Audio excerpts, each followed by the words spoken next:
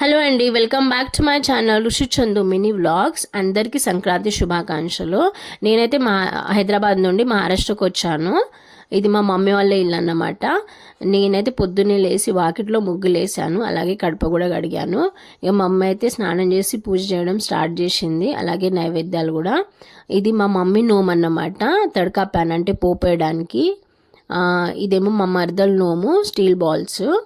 అలాగే నేను కూడా అయ్యే కొనుక్కున్నాను, పెద్ద డీమార్ట్లో కొనుక్కున్నాను. ఇవి నా నోములు అన్నమాట. అక్కడ నుండి హైదరాబాద్ నుండి తీసుకొచ్చాను. 59 రూపీస్ నోము.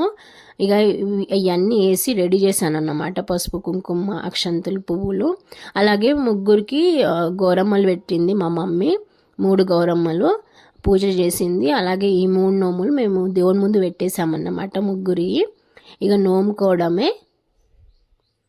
పూజ అయితే తొందరగానే అయింది. ఈ మా నోములు అన్నమాట. ఇక నోము ఇవ్వడమే.